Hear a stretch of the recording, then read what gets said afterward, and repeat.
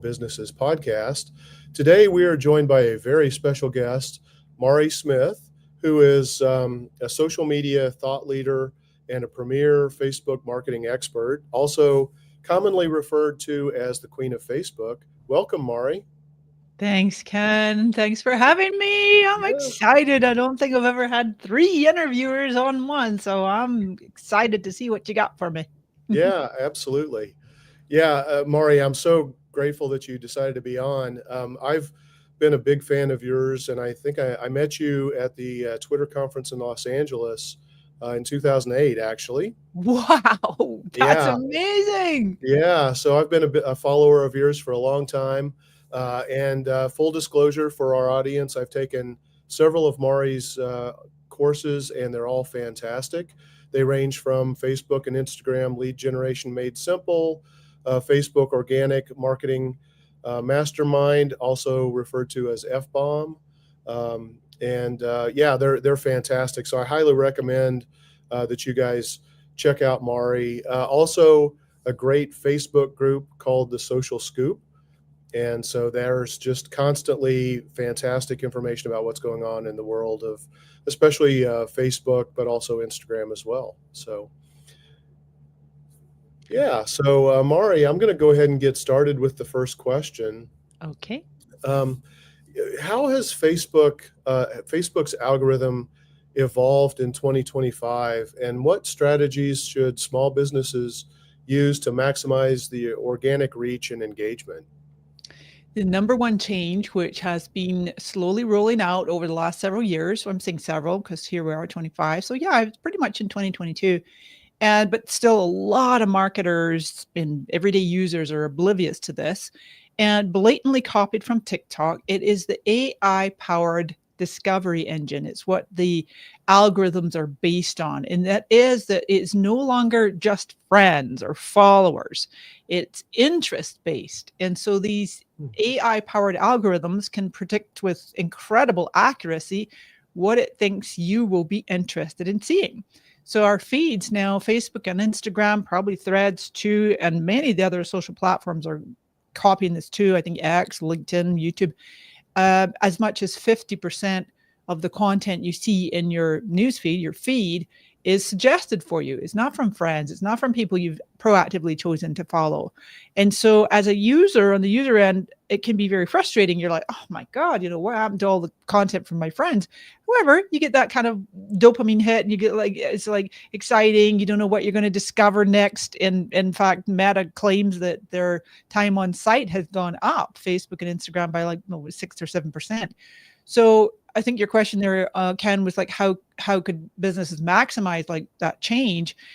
I listened to a little bit of Gary Vaynerchuk. You all know Gary V, Yeah. longtime industry friend as well. We go way back, and I don't like follow him like religiously, but just lately, the last few months, he's kind of come back on my radar, and I've really been paying attention to what he's saying. And I'm like, oh my gosh, we're talking the same language, because there's never been a time in the history, almost what 2 decade history of social media marketing or social media platforms, where the playing field is totally level. So a small business owner with an account that has 500 followers has just as much chance to create the next viral hit as somebody with 50,000 followers, because of this non-followers. You want to really start paying attention in your metrics to your views to non-followers. Does that make sense? Yeah, absolutely. Yeah, that's pretty exciting. It actually is, Ken. I know, because it's like, wait a minute. And this is what Gary Vee talks about. So, I mean, he's a massive agency with like 3,000 employees, right? And like major brands as clients. And he's like, never before have we been able to just like produce amazing content at scale, test the heck out of it, see what the algorithms fly with. Then you put, like before you even put a single dime on the paid side. So, you don't have to like just throw money. Like, I think like the Super Bowl ads are probably the most expensive ads in the world. And you're Right. like sitting there crossing your fingers. Oh, I hope this works. Right. But it's like on social media, it's like you can test so much pretty much for no or low cost. And certainly if you're favoring the short form vertical videos and repurposing them across, your reels on Facebook, Instagram, TikTok, shorts on YouTube, the whole works. So yeah, it's pretty Yeah. exciting. Yeah. I mean, I know, and I learned this from you that, the Facebook algorithm for the last several years has been de-emphasizing organic content for most pages, Yeah. where it's been dropping down, slowly but surely. And the sentiment of a lot of people has become Facebook's a pay to play platform. And it sounds like that's, while that still may be an element, and it's certainly always going to be an important targeting element, there is now a new opportunity for small businesses to take advantage based on these algorithmic changes you're talking about. Very much so, very much so. The emphasis is on, creating really, really excellent quality content that has a strong hook, which we can absolutely use AI for. So a really strong, compelling hook, and you just dive right in. You capture attention within the first 3 seconds. You put great covers, great thumbnails on your videos, and it's pretty short and succinct, and it could either be entertaining, but certainly educational, informative. Some people go for humor, but definitely not like constantly pushing link posts with promotions. That's just not going to fly with the algorithms or with the users. So your goal here is to craft your content actually for maximum shares, maximum engagement. Sure, you want reactions, you want comments, but I love shares. And Hmm. Adam Mosseri, the head of Instagram, he talks about how one of the key metrics that they look for, the algorithm looks for, is private shares. So people who will DM you someone else's reel or Hmm. content, going, "Hey, I thought you might like this. I saw it." Yeah. Cat videos fall in that category. Yeah, absolutely. So you mentioned several different types of content like reels. Do you see anything working better than other forms of content? And also, I want to ask you about this kind of exploding topic that I'm seeing on faceless video. Do you see faceless video performing as good or better where it's AI generated than a live human doing these videos? Do you have any data on that? I don't have any data, Ken, but I got to tell you, I personally am not a big fan of these AI created faceless videos. And I know many of our industry peers, known names, and they're touting these faceless videos, and you can start a YouTube channel and get all your followers. And I'm like, yeah, but how are you monetizing that? I hope you're monetizing that. But for me Yeah. personally, this gets into the area of like where AI is going and how I mean, I'm a big fan of AI. I know you call it a tool. I totally agree with you. It's a tool, and it's how we use it, it's how we train it. But for me, I just feel like where everything is accelerating at such a rapid rate, the more you can do what we are doing right here today. We've got real human beings. I don't think that any of the 3 of you are clones. I know for sure this is the real me. Yeah. So it's like, yeah, there's a use case, there's places for clones, but this authentic, real human to human connection, live is great, video is great. And certainly on the reels, yeah, I think that as I mentioned, like with the compelling hooks and capturing the attention in the first 3 seconds, and then going right into somebody on camera. Now, of course, you can splice in all kinds of B-roll, and that could be AI produced if you want. You can use AI to change your background. In fact, last month, Adam Mosseri published a video on Instagram touting Meta's Movie Gen, which is basically their answer to OpenAI's Sora, and to be able to create pretty amazing video. But initially, they're going to bring it out fairly soon to Instagram, where you'll be able to just put a text prompt in and change the background, or add something in to your. My cat just jumped across the camera and moved it to move the cable. Hey, you little rascal. This is authentic webinars. See what Yeah. I mean? Podcasting. Real Yeah. practice. And then we shut the door. Shut the door, and then she'll be meowing at the door. Yep. Yeah. So yeah, authentic, real. You can't make that up. Well, you could if you wanted to, but yeah. So I would say favoring the short form vertical videos. I don't know. What do you think of the faceless videos? Are you guys seeing any clients go crazy with it? Not so far, but it is certainly intriguing because one of the challenges, with the folks that we typically work with is just literally producing content. And so, if you have no content, you have no chance. At least if you can use some faceless content, Yeah. then maybe that, from a production perspective, maybe that's going to help some small businesses and also those camera shy business owners that That's a don't really really good want. point.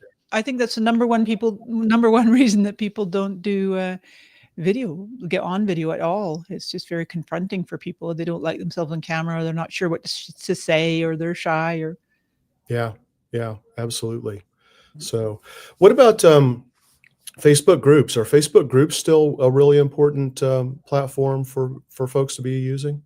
uh hmm. It's a tough one, Ken, because I have seen people really struggle to get traction in a new group. It has to be, again, back to that word compelling, right? There has to be this strong reason to keep coming back to the group. And oh, you know what? I want to cite something here is Gina Bianchini. She is the co-founder of Mighty Networks, right? Before that, co-founder of Ning. Remember Ning? I know we're all old, Oh yeah, old enough, yeah, the right age to remember Ning. I liked Ning. That was a cool, one of the OG social networks yeah. or platforms. But Mighty Network is really good. So Gina and her team did this study where they discovered with I want to off the top of my head, it's something like 90% accuracy of what determines the success or failure of a group. And I asked people this a lot in my courses, and people are, oh, okay, it's the, it's the topic, it's how charismatic the influencer is, it's the Yeah. content. It's not what it is the amount of engagement and conversations and collaboration between the members.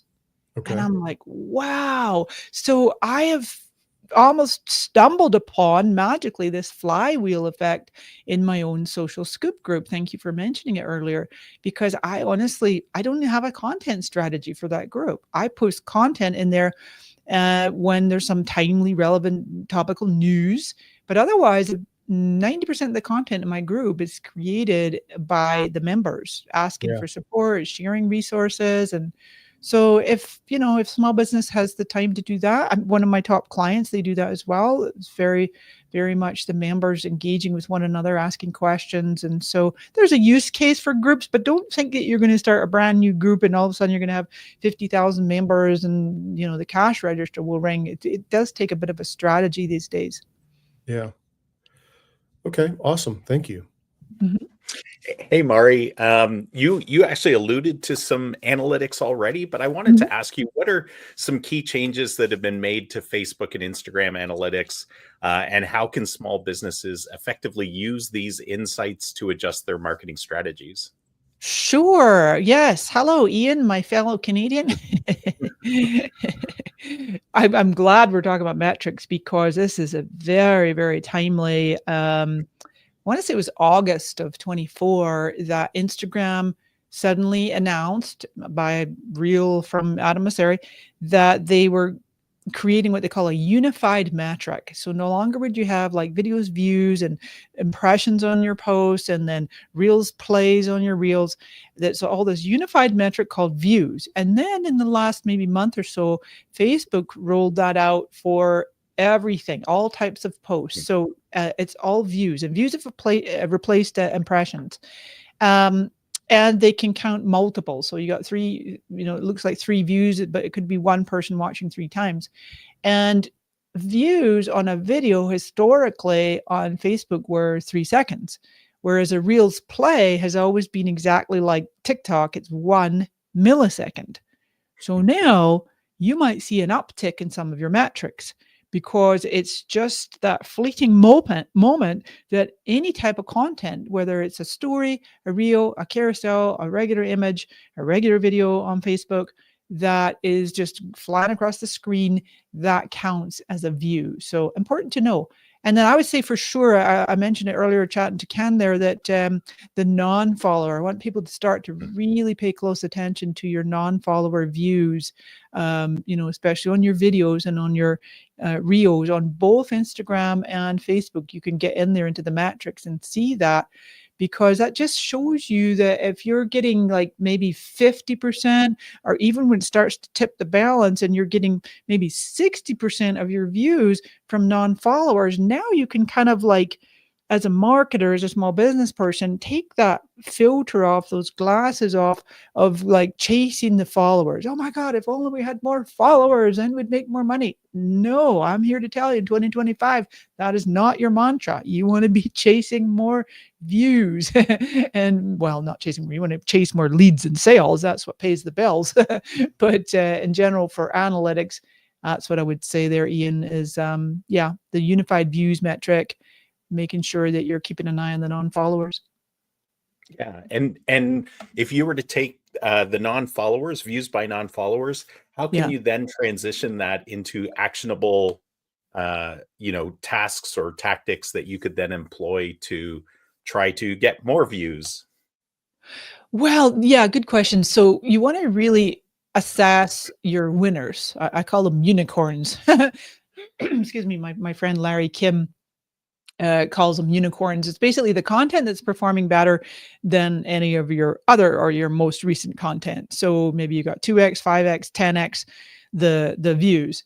And so start to really track and keep a note of, okay, what really worked about this? What are people saying in the comments? Are we getting more DMs on this? Are we getting more clicks on Instagram, the link in bio or whatever? On Facebook, I suppose with Reels, you could put your link in the caption on Reels, but maybe you want to try putting your link in the first comment on Facebook, really for any kind of post. But taking that and translating it into tactical, CTAs. I think on Instagram, one of my favorite CTAs is to go ahead and deploy the chat bot, like through ManyChat. And so you could say, DM us the word, free resource or something a little more exciting than that, free gift, and then when they comment that, it automatically triggers. I know you guys probably know about this, maybe for your listeners. And then you can set up this whole sequence where now they're getting added to your CRM, and you can, flow them into a nurture sequence to basically turn into conversions. That's awesome. And right now we're talking mostly about native analytics. Are there other tools that you would recommend employing as far as data analytics or analysis of how things are working for you on the social media channels in order to do better, that are outside of Facebook or Instagram? Well, here's where we could probably bring in some AI. So for example, you can go into Meta Business Suite, which is going to pull in your Facebook and your Instagram. And then, you can get your metrics from your other platforms too. But you could download like the last 6 months of data, or the last year of data of like everything you can possibly export. And then go ahead and take those files and upload them to ChatGPT, or you can also use Meta.ai. Meta AI will allow you to upload files. I think not as many people use it just because ChatGPT was first to the scene, but it's really powerful, Meta AI. So you can go ahead and use that to analyze, spot patterns, spot trends, maybe dial in your audience a bit more, find winning approaches, just depending on the prompt that you use. So that'd be one tip there. The other thing is possibly there are third-party tools. I think depending on the size of a business and their budget, they might be investing in a social media management tool that also probably has metrics. I know a lot of folks like Metricool or Social Pilot. I'm sure you guys have your favorites too. There's another one called Amplify. Remember them? I know way back in the day, they were called Social Bakers, and then they morphed into Amplify. I think they're one of the premier platforms when it comes to analytics. Awesome. Thanks. Sure. Hey, Marty, can we maybe start digging into ads a little bit? I know a lot of our clients want to run ads on Facebook, and there's a whole lot around that. What are your top recommendations for small businesses that want to run ads on a limited budget to get the best bang for the buck? Limited budget. Well, so if it's an e-com business, right, they're actually selling goods, then I would recommend trying a really low price point, like an impulse purchase. Because I know a lot of folks, myself included, have bought so many things off of Instagram ads in particular. I don't know what it is about Instagram. You're just surfing through, like, oh, that's something I need, add to cart. So possibly trying that low price impulse purchases. Otherwise, I think if you're on a budget, I really like to focus on lead generation and try to get that cost per lead as low as possible. And then you go ahead and you sell in your email follow-up sequences. And so for that, there's an ad unit called lead ads. And because a lot of folks use Facebook, I suppose maybe the older demographic are on their desktop. And then many of us who are in the business were using both a lot, desktop and mobile. But lead ads do real well on mobile, and especially when you're having it go to Messenger. In fact, you can even select it where it can be the form, the lead form, where it's pre-populated. I wouldn't get too crazy asking that many form fields. Just name and email is usually plenty. Maybe one other qualifying question. Although I do notice a lot of B2B, more on the enterprise level, they really like to ask numerous questions because then they're really going to pre-qualify people. So depends if you want volume or you want pre-qualified. So lead ads where they are, they can either send you a message on WhatsApp or Instagram or Messenger, or fill out your little form, which is oftentimes already pre-populated. And so, yeah, that's what I'd recommend for a lower budget. And then the other thing too, is really, as we were talking about earlier with Ken, is just because of the way the algorithms work nowadays, to really make that incredible organic content, test like crazy, iterate, then add your budget once you've done some good testing. Mm-hmm. Hey, And then Maury, in terms of, sorry, Jeff, just real quick. So while we're talking about the lead ad forms being pre-populated, one of the things that we've seen is actually a lot of accidental submissions because it is pre-populated. So I recommend at least asking one or two qualifying questions just to get somebody to take action to confirm that they're actually filling out the form instead of accidentally landing on it and submitting it and not even really knowing about it. We've run into that as a serious problem. That's wild, because I thought that Facebook actually makes you do one more tap, because when they first came out years and years ago, their little moniker was tap, tap, done. And so it's like you tap on the ad or the form, and then you make sure it's got the information that you want to submit, because I might want to use a different email than my Facebook email.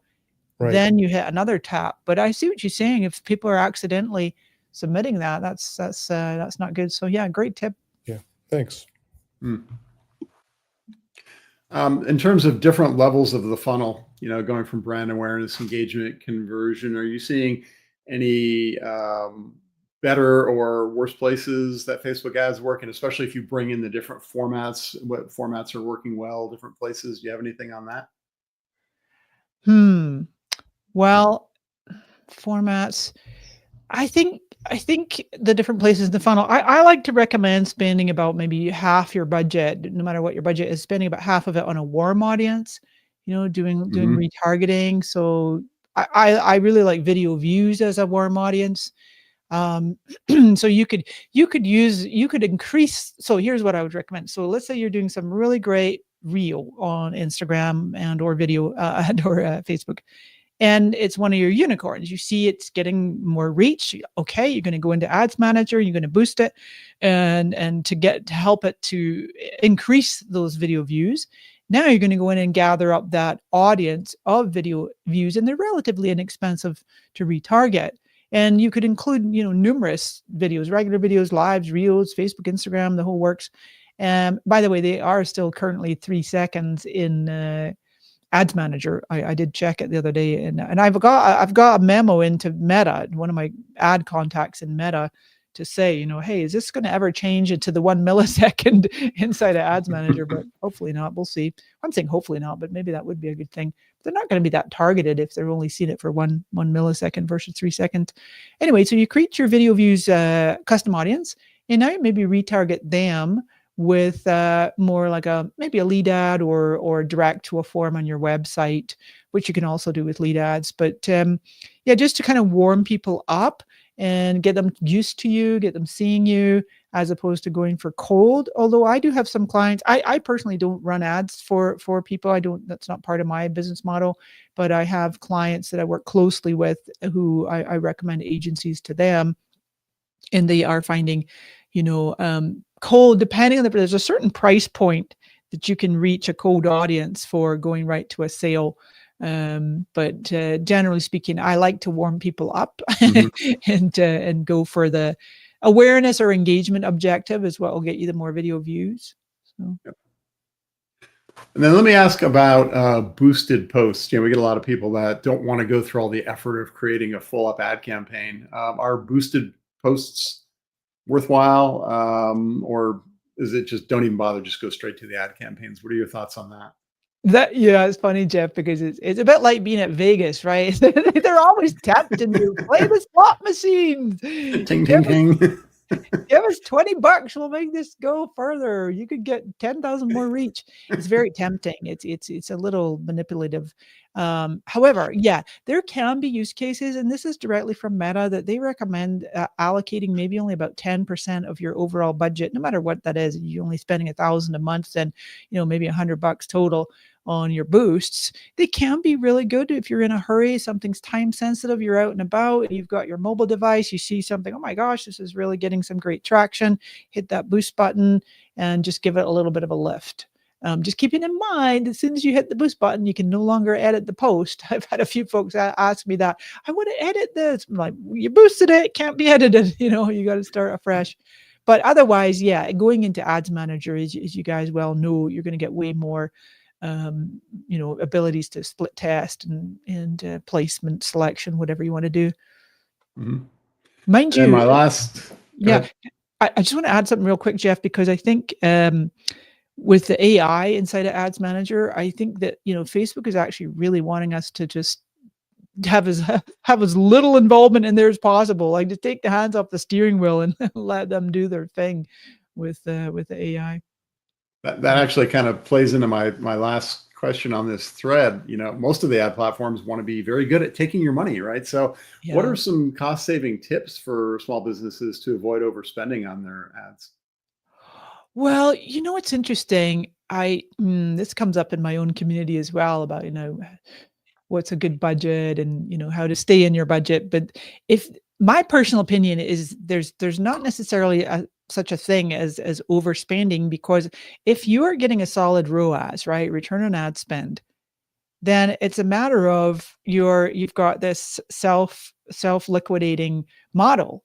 For every dollar you put in, you're getting $2 back, or 3 or 4 or 5. So my recommendation is you're going to go ahead and create your own internal benchmarks. And I've seen, some small businesses, they're getting like, I just was working with a client recently. I had them fire their agency and hire a different one because their ROAS was like low to me. It was 1.2, 1.7 maybe, and that just felt low to me. So I really encourage them to have a whole different strategy and set a much higher benchmark. And that's going to be up to each individual business, and you're going to keep testing and iterating. But I mean, something like 5 or 6 is pretty huge for every dollar you put in. You're getting, $5 back. But keep on trying and experimenting to make, like Gary Vee says, make incredible organic content that you then use that as your ads. So it's going to perform well and you can get your ROAS up. Mm-hmm. And watch the analytics, watch the metrics. Yep. Exactly. Hey, Mari, this is Paul. I work with Ken. Hi. So anyway, we're both sitting in a hotel right now. So my internet connection seems to be a little flaky. But, okay. Just wanted to let you know.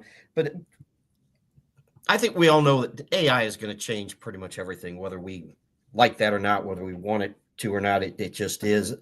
So right. Meta has some AI tools that they say will improve organic and reach and paid marketing efforts on Facebook and Instagram. So can you talk a little bit first about what those tools are and how to leverage them, how to use them. Sure. Yeah, sure. You can, so originally they had imagine.meta.com, and that was just for their images. It was really good. But now that's been replaced with meta.ai. It's out in about 50 countries, maybe more. But also, whenever you see that little kind of pinky purpley circle logo that's now replaced your search bar, it's in the DMs, Instagram, Messenger, WhatsApp, and also sometimes it appears at the bottom of the home screen on your Facebook. It's dancing. It'll have a little animation. Use me.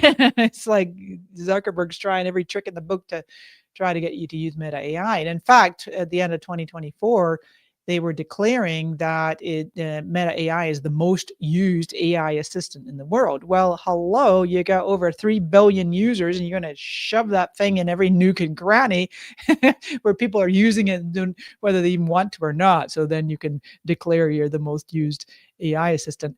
But yeah, so I think that a lot of folks are using it similar to ChatGPT and as free. I know there's a free level of ChatGPT, but on the business side, you can certainly use to improve your organic content. You can go to meta.ai, and use it exact same as you would ChatGPT. Craft hooks, craft any of your improve your copy. You can make images.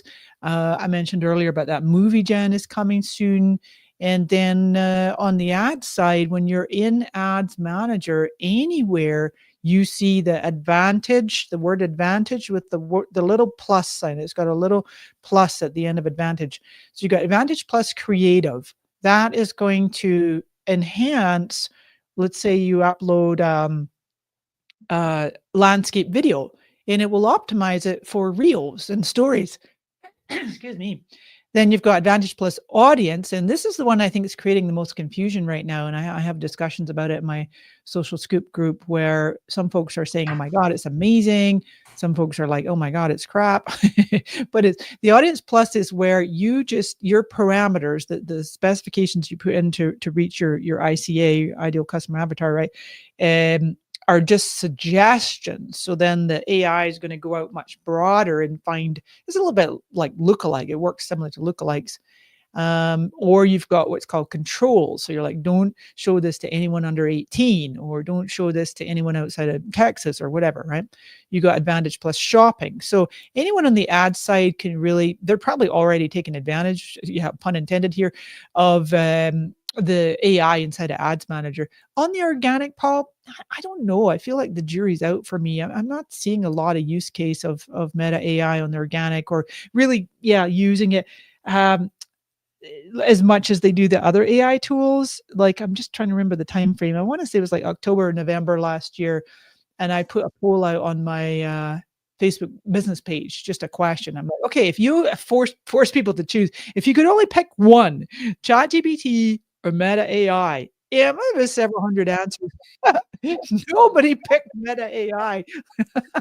It made me laugh, but then a few folks put in the comments, they're like, "Oh yeah, but I love Meta AI for images." So honestly, I just feel like it's still early days yet.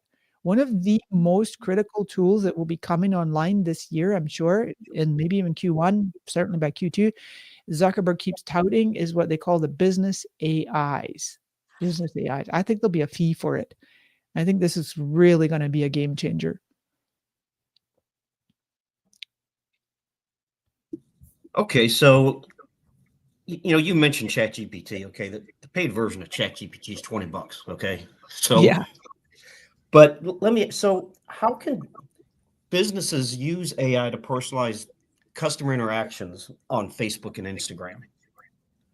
Well, that's definitely where the business AIs will come. So I'll answer that backwards. We'll start with the future. The business AIs, this is where they're going to come into their own. You'll be able to program like your own agent, give it a name, whatever, and just have this entire knowledge base. Really, in essence, my understanding anyway of how it would work is to have your own GPT that's totally trained and programmed with your business's knowledge. So now you're going to have customers and prospects able to interact with that in the pre-sales, in the during sales, and in the post-sales. So I'm like, wow, I'm all in for that. So we'll see. We'll see what Zuckerberg's got up his sleeve. I think that they have got that out already in beta, private beta with some companies. Otherwise, you're asking me here, Paula, like how to personalize customer interaction. That's where I would circle back to the chat bots. ManyChat is probably one of the most popular, but there's two others folks can check out. It's called Chat Fuel, or Larry Kim's company, customers.ai. It's funny, it started out as Mobile Monkey, but he changed it to customers.ai, which I think is brilliant. It's a great domain.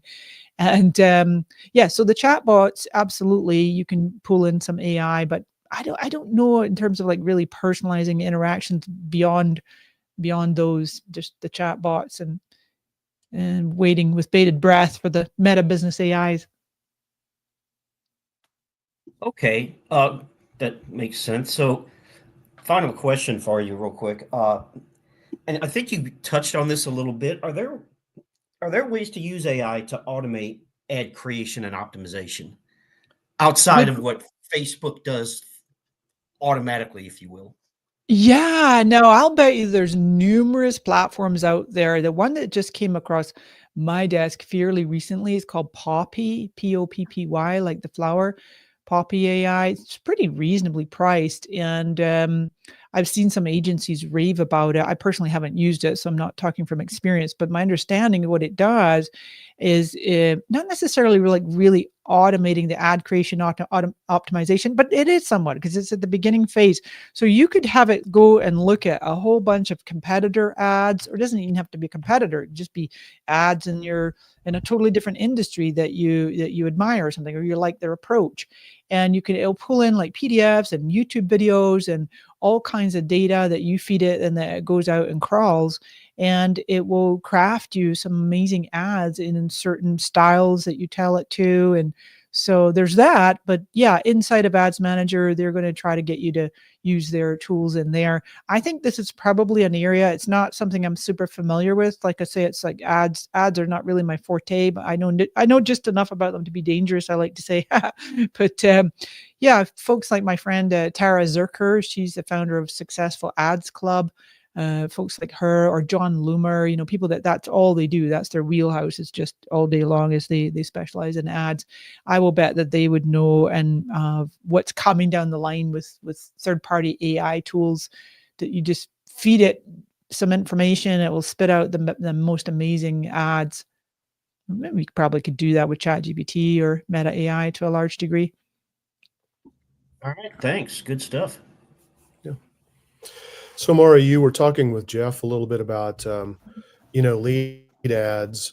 From a lead generation perspective, what content seems to be the best to get people to give up their information and become a lead? You have any thoughts on that? And is it different on Facebook versus Instagram? Honestly, I think it does depend on your industry, because B2B is going to be maybe more like white papers or free webinars. B2C might be a little bit different. I usually like to focus on anything that's compelling free education, but doesn't take long. Something that will help people to save time, save money, make money, get ahead in life and business. I think it was Tony Robbins that popularized where people really kind of only motivated by two things, and that's towards pleasure or away from pain. So depending on what hook you're going to use, just showing people how you can create, move away from the pain of spending so much time in their business, and here's how to automate more with systems and AI or whatever. I think too, like short and easy to consume, I'm seeing a little bit of diminishing returns on things like 1 hour webinars, or even like the evergreen webinars, where you can pick your own date. I like to see ones that are pretty short and easy to consume. A quick example, you guys are probably familiar with Jay Schwedelson. He's the founder of subjectline.com and the Guru Conference. I love him. He's just so fun. He's fun and funny. Well, recently, this is like last month, I saw it go by that he was doing this free training on LinkedIn Live. So he had people register on LinkedIn Live, and on the live, they had like 400 live viewers, and it felt very informal, just almost like a fireside chat, but it was really packed with loads of information. And then at the end, he didn't do like this big heavy sell and said, go, buy my stuff, or, here's countdown timers and all the things that we do as marketers. He's like, just email me. And he gave out like an email address to say, hey, if you want the slides and if you want this, and I got this extra thing for you and that bonus, and you want to be added to my list, just send your email to here. And I was like, that was really effective. It felt really fun and engaging and personal. And it was B2B. So yeah. Yeah. For a while, people have been talking about, free courses or, quizzes are good lead magnets. Yes. Ebooks have been around for a long time, but Mhm. I get the sense that they're kind of falling out of favor a little bit, maybe. Maybe a checklist is going to perform a little bit better, just because, as you mentioned, we need to have easy to consume content. Yeah.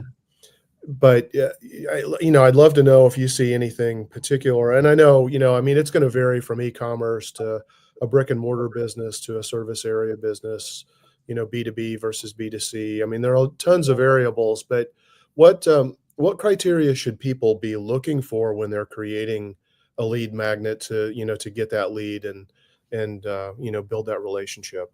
Yeah, I think you're right here, Ken. There's room for like innovation. Ebooks have been around for decades. I'm a skimmer. See, if you give me like a quick summary or even a full transcript, side by side with a video, like even like a 5-minute video or something, my eyes are gonna skim through and even search for keywords on that written word. So my brain just tends to do better with the written word. But then I might watch the video as well while I'm like putzing around doing the dishes or feeding my cats or putting my makeup on or whatever, and I'll just put it at 2x speed and I'll consume the video or the audio. But I want to give an example of something that I thought was really, really amazing. It really caught my eye. It was an ad on Instagram, and it was our good friend John Jantz, right, the founder of Duct Tape Marketing. He's a legend, been around forever. I understand he's actually handing the business off to his daughter. I think he's kind of retiring, and his daughter's Yeah. taking over. That's So correct. Yeah. I saw this ad. I couldn't believe my eyeballs. It was for an ungated lead magnet. So I clicked through and it says, watch this short 5-minute video. And I'm like, what? I don't even have to opt in. I can watch this 5-minute video, like tap on the ad and boom, it's there. I thought it was really cleverly done. And it was specifically to help grow your agency. It was for agency owners to help them grow. But right below the video, he had a calendar booking system embedded, and to go ahead and book your free call, your free strategy call or whatever. So I thought it was really cleverly done. Another quick example, my longtime industry friend, Molly Mahoney, she's a firecracker. I'm sure you follow her, but she is frequently doing things like she'll do a live demo. And this works well too, where you literally got your big computer screen, but you grab your phone and through your phone, you're doing a quick reel and you're showing something what you're doing, but you're not revealing the tool that you're using. She's always demoing an AI tool. Hey, if you want to know what this is, drop this comment, let me in, I want in, or DM me. And she's really good at doing those kinds of hooks for people to start generating interest in leads. Oh, by the way, one other quick thing on the leads. Leads/selling, a drum that Gary Vaynerchuk is really beating loudly for 2025. He's predicting the top trend will be live selling. So if you have anybody in the e-com business, then we're going to see a lot of live selling. Very, very popularized already in China. And it's funny because Facebook and Instagram, it's like they've been there, done that, but it's like it's coming back. And then there's this app called, is it Whatnot?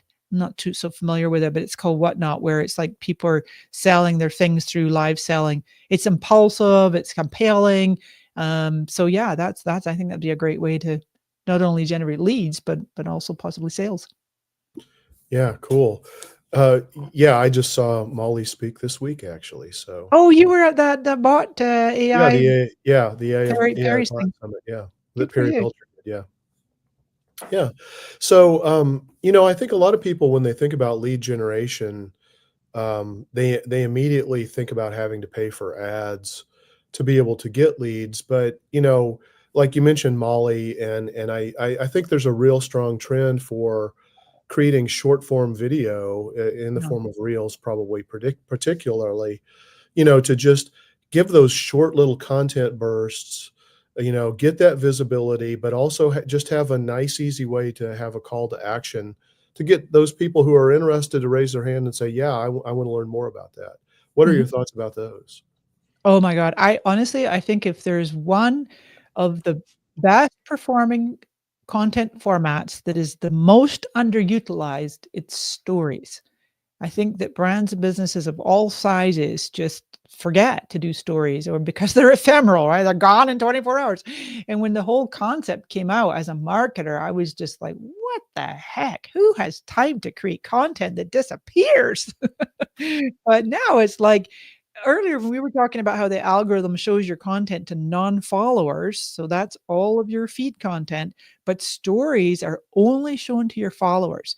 And you can never like jam up the feed. You can't like overdo the algorithm. If you want to post 20 stories in a row, no problem, because the user, it's under their control as to how many they consume or not, right?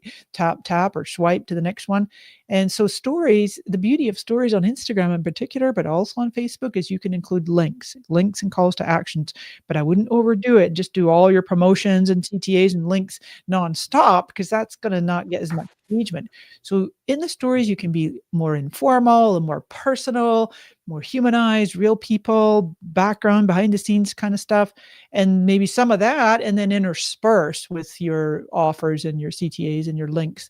With Reels, yeah, I think the most compelling and easiest CTA on Instagram is the DMs. DM us this word or comment this word, and then they get the DMs through the ManyChat or whatever one that you're using. Yeah. Awesome. Thank you. Oh, by the way, Yeah. those of you paying for Meta Verified, I don't know why.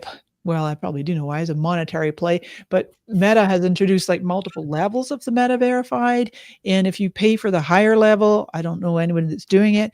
I certainly wouldn't do it, but you do get the opportunity to put links in Reels at one of the higher levels of Meta Verified. Hmm. FYI. Awesome. Thank Hey, you. Ken, I just wanted to check with you how our time's doing, because I know we have a few more questions, but Yeah, we try to keep this at about an hour, so we do have a few more questions. So Ian, Should we Jeff, do and Paul. lightning round? Yeah, we sure. can do that. I can do a super fast question for you, Mari.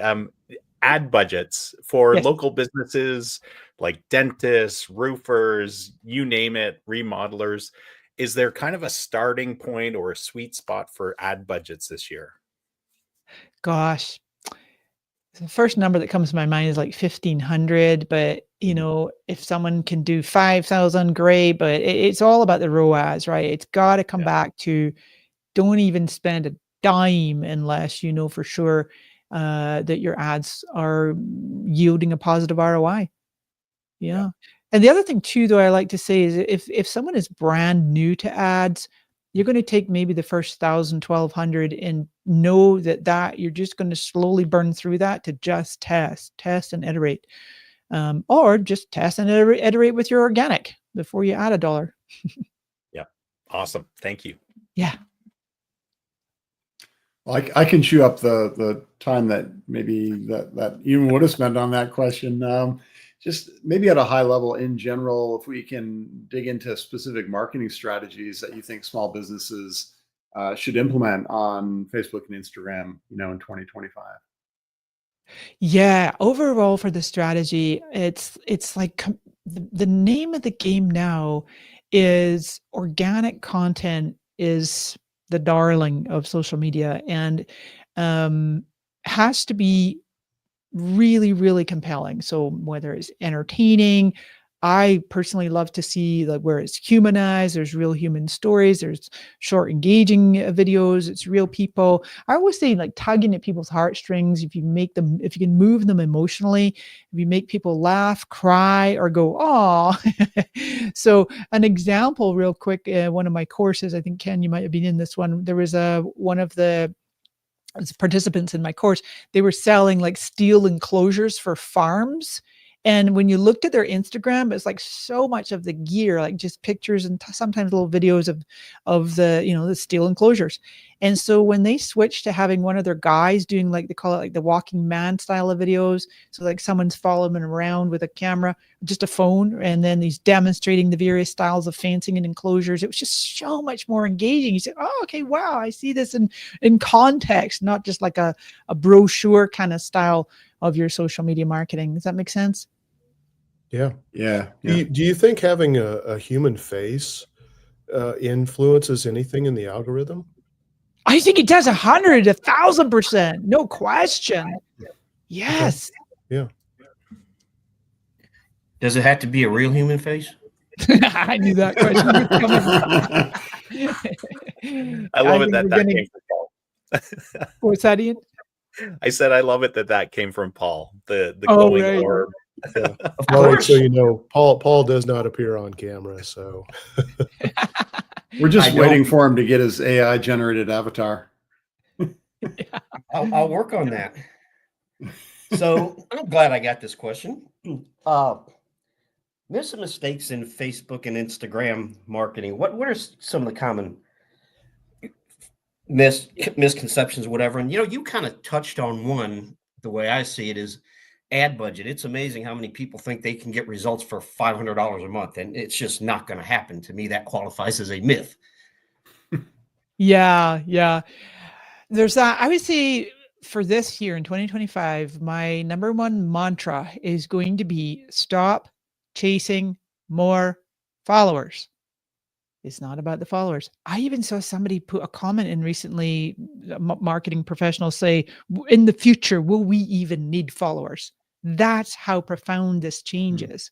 Because if the AI is going to be able to do things like putting our content in front of people who've never heard of us and we don't know they exist, but all of a sudden, because the AI is so sophisticated and clever that it knows, oh, there's a buying intent here because it's been watching the things that it watches the ads you've been consuming. It watches the websites you're looking at.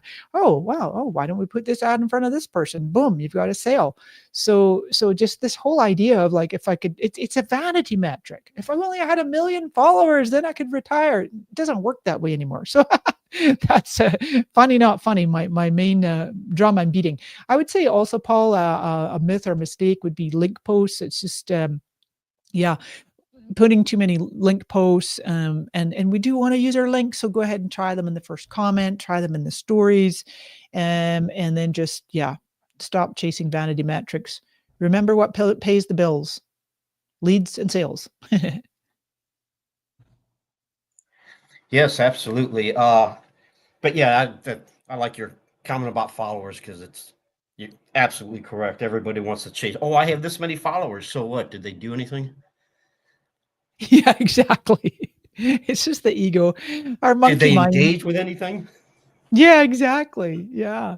I would rather have a much smaller following and have more, more engagement, more clicks, more DMs, all the things, the way the algorithms are working, or, a smaller audience that really engages well, like my Social Scoop group. Okay, would I like to have 250,000 instead of whatever it is, 26,000 these days? Maybe, but whatever, you just serve the people that come to you the best that you can and focus on keeping on top of all these changes, which is why people are listening to this podcast, which is awesome. I'm really glad that you guys are doing this. Yeah, thank you. Yeah, I guess just to kind of follow on with that though, in terms of followers, one thing that is very important, I think, is building a quality email list. So how can you get people from social media onto your email marketing list or text marketing list is appropriate, or even remarketing, opportunities where you don't actually know the person's name or have their direct contact information. But that's really ultimately, I think more important, obviously, than just followers. Like you said, followers is purely a vanity metric. That's right. That's right. Were you asking me a question, Ken? Well, just do you have any thoughts or recommendations about how you take people off of social media Oh, yeah, yeah. to get them onto an email or text marketing list? Well, that's the thing back to the lead magnets, right? It just has Yeah. to be so compelling, timely, quick and easy to consume, helps people save money, make money, have a better life, Yeah. whatever the deal is. On the Facebook group side, for those folks that do have a group or thinking about a group and really have a compelling reason for one, there are some tools, like I use one called Group Funnels. In the admittance questions, I just ask people 3 questions. And then the third one is like, can I send you my free social media guides or resources? And I just have them enter the email. There's 2 of them. There's their group funnels and there's one called group leads. They're GDPR compliant. It's just a Chrome extension. It's not an API because there's no API in groups anymore. But yeah, just really driving people either the DMs, just trying to like lower the friction and make it so seamless that people see something and they're organic. They're like, wow, that looks amazing. Yeah, sign me up. I mean, I can't tell you how many email lists I'm on. I'm always signing up for stuff. Yeah, absolutely.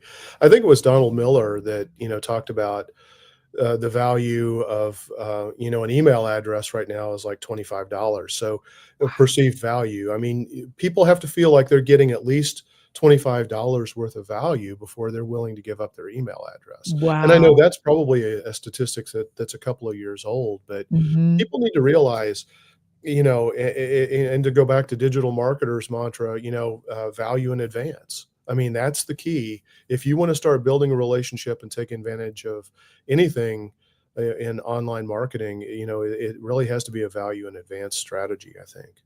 I love that. Yeah, I love that. And I think something that Ryan Dice has said over the years, founder of Digital Marketer, is that a lead magnet needs to deliver exceptional value. I think he said like within the first 5 minutes, and again, that's an older stat. I want to say like in the first like 60 seconds, it's like you want people to go, wow, is this what I get for free? What will I get if I pay? So Yeah, absolutely. Well, Mari, we're running up on our time limit here. I wanted to thank you so much for being our guest today. I also wanted to, give you an opportunity to let our listeners know how can they learn more about you? How can they find out about, the classes that you have? Because they're all fantastic. As I said before, I've taken, I don't know, at least 5 or 6 from you, I believe, and yes, over the they're years. all tremendous. You're somebody that I really value, as a thought leader in our space and making, Mm, digital marketing less, and particularly social media marketing, less complicated for people and more actionable. So how right. can people find out more about you? Well, any of the socials, Mari Smith and marismith.com, my website. Come and join my social scoop group on Facebook. That is linked through from my Facebook page. It's just at Mari Smith. And as I often like to say, just Google me. So, yeah, and you can reach me in the DMs, usually in Facebook and Instagram. I don't get to LinkedIn as much, but I will eventually. I mean, if you message me there, I'll see it sooner or later. So, Yeah. yeah, Okay. thanks. Okay. Awesome. Well, thank you so much. Just one last thing. Is there anything else that you feel like we haven't really talked about today that we should share with our listeners, or just anything you want to kind of reemphasize before we? Mm. No, I appreciate you saying that. I think that there's really interesting times right now with the rapid acceleration of AI and these constant changes. And there's Zuckerberg just the other day announcing, they're going to do away with the fact checkers, and people are freaking out and they're going to leave Facebook and go to Blue Sky. And it's like, I really encourage everybody, marketers, small businesses, to just take that deep breath and come back to what's important to you. Focusing on your business, your strategy, your methods, educate yourself, but never feel panicked or overwhelmed or like you can't keep up. I think keep up is just a ludicrous notion.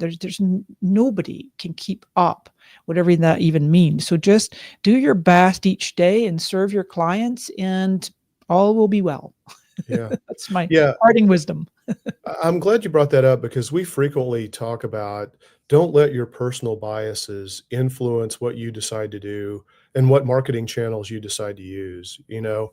And I mean, if your idea, it's really, it's not about you, it's about where your ideal customers are. And if they're Mm. still on Meta or on Instagram, you know, you shouldn't walk away, right? Yes, that's true. Yeah, Yeah. absolutely. Yeah. Well, thank you very much, Mari. It's really an honor to have you on. I really appreciate it, and thoroughly enjoyed our conversation. Um, My with pleasure. that, Ian, I will let you take us out. All right. Thanks again, Mari.